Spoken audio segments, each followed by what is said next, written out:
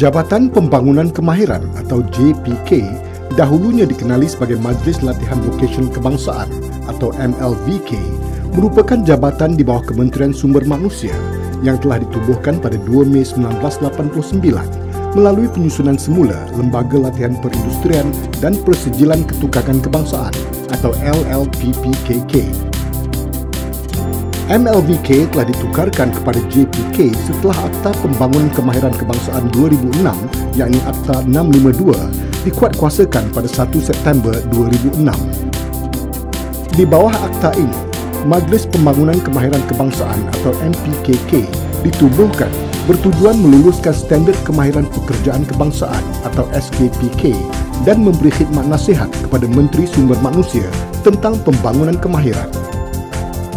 Tujuan utama penubuhan JPK adalah bagi merumus, menggalak dan menyelaras strategi dan program latihan kemahiran sejajar dengan keperluan serta perkembangan teknologi dan ekonomi negara.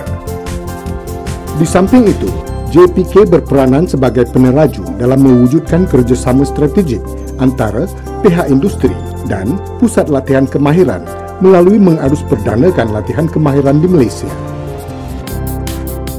Atas inisiatif ini, pada tahun 1993, Standard Latihan Pekerjaan Kebangsaan atau lebih dikenali sebagai NOS telah diwujudkan.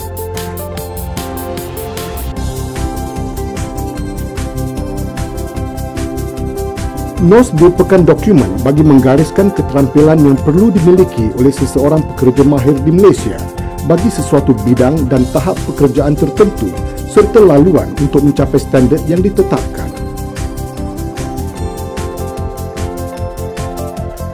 Bagi memenuhi keperluan dan perubahan industri, JPK secara berterusan sedaya upaya mengemaskini serta menambah baik sistem latihan kemahiran negara menerusi kajian semula Standard Kemahiran Pekerjaan Kebangsaan yang lebih dikenali sebagai NOS dari masa ke semasa.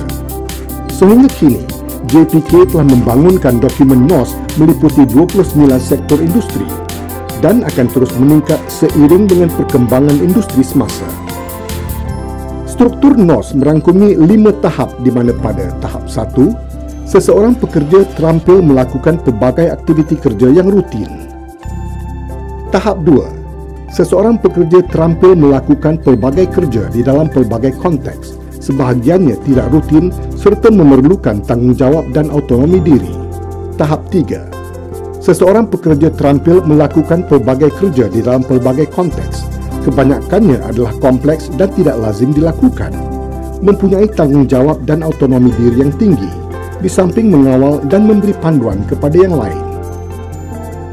Tahap 4, seseorang pekerja terampil melakukan pelbagai aktiviti kerja teknikal dan profesional yang luas skop dan konteksnya, mempunyai tanggungjawab dan autonomi diri yang tinggi, di samping bertanggungjawab terhadap kerja orang lain dan agihan sumber-sumber.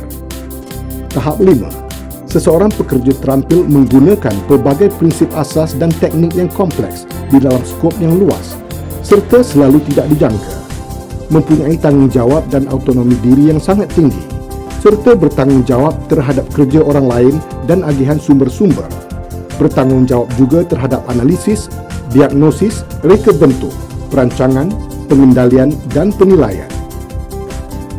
Bagi memastikan NOS yang dibangunkan memenuhi kualiti dan kehendak industri, NOS telah ditransformasikan ke format baru bagi tujuan penambahbaikan ke aras lebih fleksibel, dinamik dan responsif. Bagi merealisasikan hasrat ini, bahagian NOS telah diberi tanggungjawab membangunkan dokumen NOS. Kewujudan NOS mampu membuka peluang kepada masyarakat dan industri bagi mendapatkan perkhidmatan yang ditawarkan oleh Jabatan Pembangunan Kemahiran serta lain-lain agensi berkaitan. Antaranya, Persijilan Kemahiran Malaysia melalui sistem pentauliahan, sistem latihan dual nasional, pengiktirafan pencapaian terdahulu, pembangunan kurikulum latihan kemahiran, penanda aras dengan mana-mana standard atau persijilan dalam dan luar negara.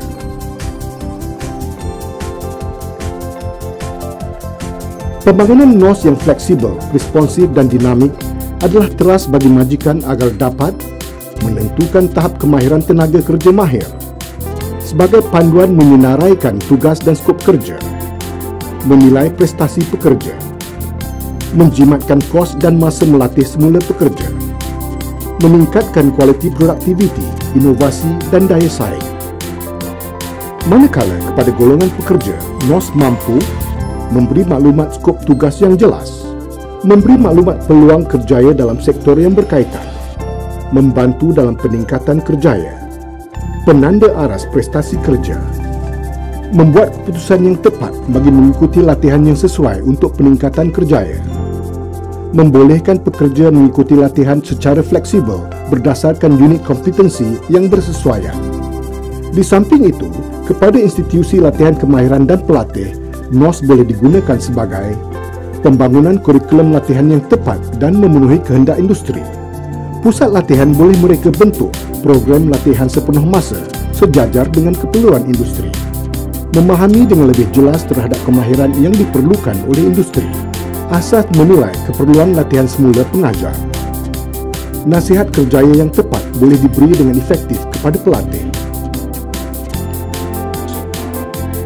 Kandungan NOS meliputi Occupational Structure, Occupational Area Structure, Competency Profile Chart, Competency Profile, Curriculum of Competency Unit. Di dalam Competency Profile Chart, sektor, subsektor, job area, NOS title dan tahap pekerja bagi setiap industri berkaitan telah dikenal pasti. Elemen utama di dalam Competency Profile Chart ini adalah kompetensi dan kompetensi unit. Di dalam NOS format terkini, elemen kompetensi terbahagi kepada dua bahagian, iaitu core dan elective. Kompetensi unit menjelaskan sesuatu skop kompetensi yang sesuai bagi sesuatu pekerjaan dalam bidang dan tahap pekerjaannya. Pembangunan NOS kini amat memastikan kehendak industri yang pelbagai dalam sektor berkaitan dapat dipenuhi. Secara tidak langsung membolehkan pekerja yang dilatih lebih multi-skilling dan produktif serta mampu membuka peluang menceburi pelbagai skop pekerjaan. Di dalam Competency Profile, Competency Unit Title, Competency Unit Descriptor, Competency Unit Work Activity dan Performance Criteria dikenal pasti. Perkara yang terkandung di dalam Competency Profile menjelaskan spesifikasi yang digariskan oleh pihak industri. Di dalam CU Work Activity, proses atau fungsi sesuatu kerja disusun mengikut tertib kerja dari permulaan kerja sehingga tamat. Manakala di dalam Performance Criteria, pihak industri telah menetapkan kriteria yang perlu ada pada seseorang pekerja.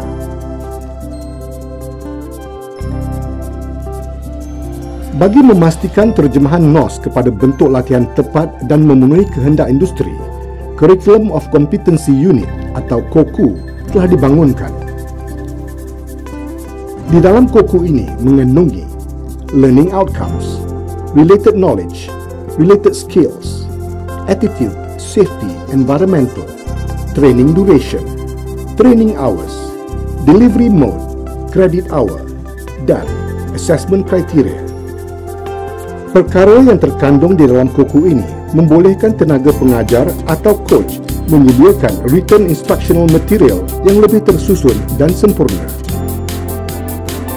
Keboleh kerjaan pekerja di samping daya saing negara dalam menghadapi cabaran ekonomi global dan wawasan 2020 menuntut agar negara membangunkan sumber tenaga yang mempunyai ciri-ciri kompeten, pekerja dan berdaya saing. NOS adalah kunci ke arah mencapai kepada ekonomi negara berpendapatan tinggi. Untuk maklumat lanjut berkaitan NOS, layari laman sesawang www.tsd.gov.my.